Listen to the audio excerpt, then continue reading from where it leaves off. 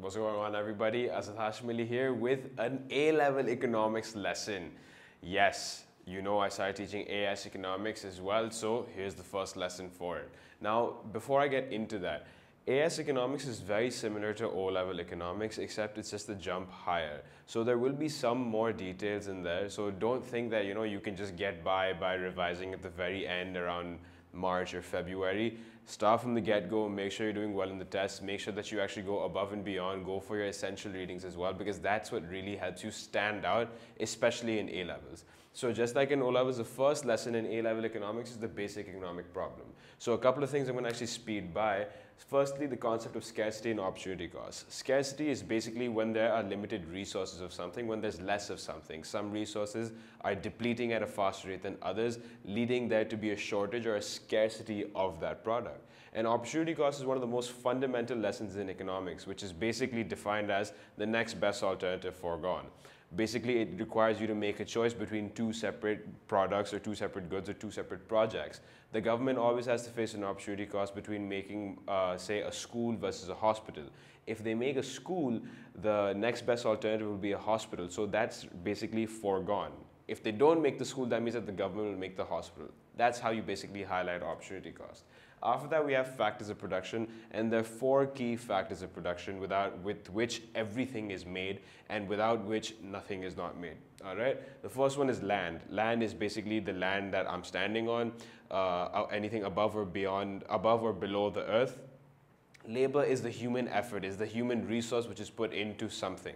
All right. Capital is basically the machinery or the equipment which is going to help me make something. So for example, this whiteboard is my capital right now, and the center which I'm at is my land, right?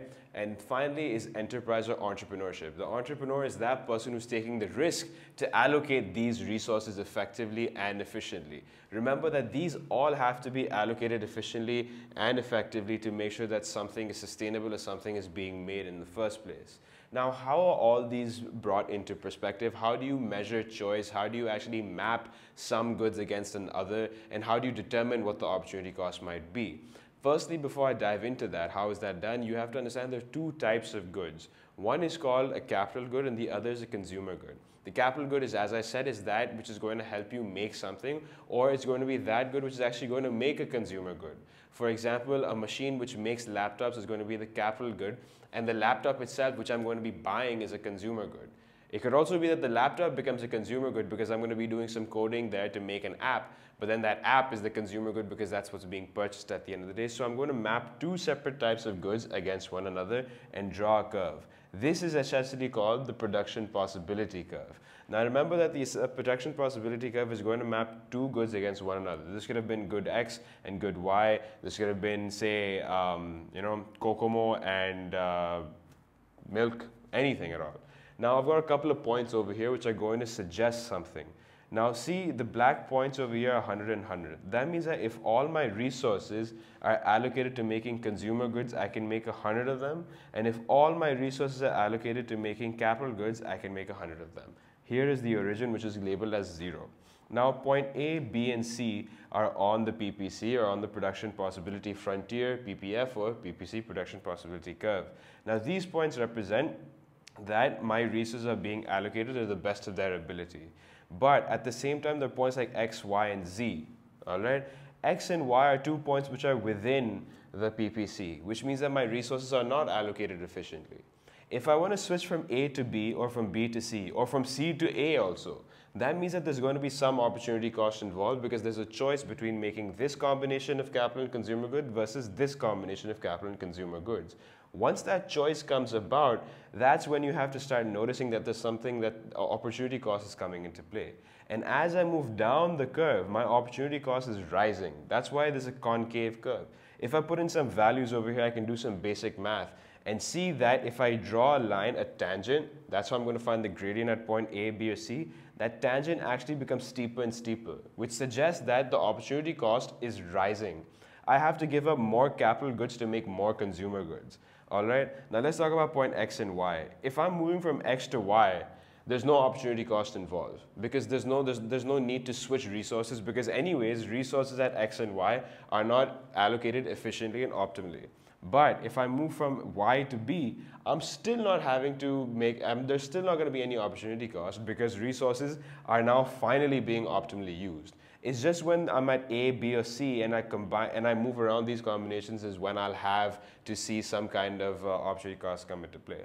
But then you have a point like Z. How do you come to a point like Z? That's when, let's say, because of a rise in technology or because of more resources in the economy is when my PPC might shift out. So that determines economic growth. Now, over here is a linear PPC, right down here. That means that this is a straight line. Whether I'm at A, B, or C, that means that there's a constant opportunity cost. There's no rising opportunity cost here. The opportunity cost from moving from A to B, or from B to C, or from C to A also, or from C to B is going to be the same throughout. All right, so that's how I'm going to show constant opportunity cost. Now the microeconomic, now remember in A-level economics you have micro and you have macro, that's also in O-levels, but it's more clear now. The microeconomics is going to focus on the individual and the macro is going to focus more on a holistic economic landscape where everyone comes into play.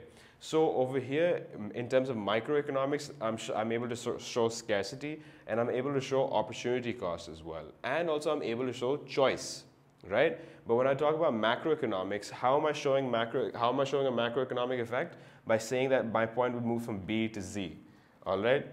That means that I need to shift. So I have more resources, there's economic growth happening, which is how I'm able to come here. Take a screenshot of this. I'll show you how that shift happens in the first place or how it's actually noticed. So the PPC shifts out because of economic growth or because of more resources. Now, right here, you see the black PPC, that's the original one, and that's how you show the shift out. It's a parallel shift. These are macroeconomic interpretations. Another reason, now another macroeconomic interpretation would be that there's a lack of labor or there's unemployment in the market, which is why you might be at a point like X. That means that less people are actually working, less people are employed, therefore resources are not allocated.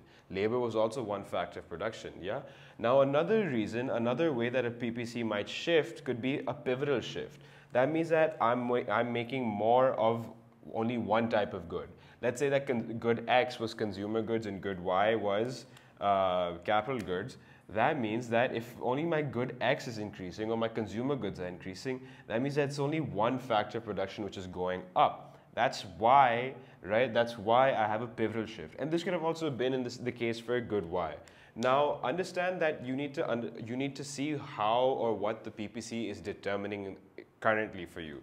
The PPC could determine a couple of things. The first thing is, along with scarcity, opportunity cost, and so on, it also helps you understand, is the economy producing for the present or for the future? If, let's say that I'm going to call good X now consumer goods, and I call good Y capital goods. As I explained earlier, capital goods are those goods which are made to help to produce something. So if the economy is investing more in capital goods, that means they're investing more in machinery, they're doing capital investment, that means they're thinking about the future. They want to make enough right now to be happy so that they could make more in the future and be super happy. If they make more of consumer goods, that means that they're not really determined, they're not really bothered about what's going to happen in the future. So they stick to maybe making iPods and food and stuff like that so that people could be really happy right now and then we'll think about the future at a later date. Now another thing that could be determined by the PPC also is how much capital is being replaced. If capital is invested in, capital is created, you invest in capital, right? You can't just, you make a machinery or you put the money into making a machine or something like that. But at the same time, that machine needs to be replaced, and that replacement is called depreciation because there's a wear and tear involved. So if that capital is not replaced on time or effectively, or maybe there are not enough replacements made, then you're foregoing your future production as a whole, which might not allow you to shift your economy outwards, but might actually bring you inwards. Say the new PPC gets made where you're at point X, right here. So you've actually shifted in because of depreciation and capital loss. Now, in the next lesson, we're going to cover economic systems, all right? So hope you enjoyed this one. Now, remember, you got to go through your readings for this as well. You can't just think about that, oh, I did this in O-level, so I already know it.